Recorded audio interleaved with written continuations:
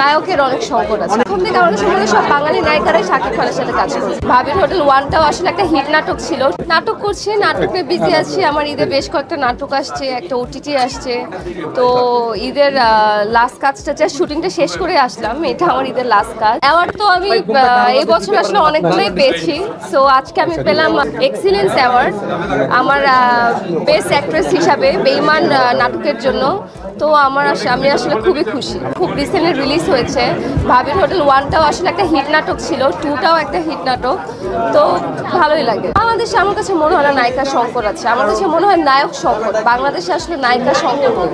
বাংলাদেশে অনেক অনেক নায়িকারা আছে, হয়তো আপনারা এফডিসিতে অনেক নায়িকা আছে যেটা আপনারা হয়তো চেনেন না, বা নর্মাল মানে মানুষজন মানুষজন আসলে চেনে না। কিন্তু নায়কের অনেক সংকট আছে। আমার কাছে মনে হয় সে এখন থেকে বাংলাদেশের নায়িকা নিয়ে কাজ করবে।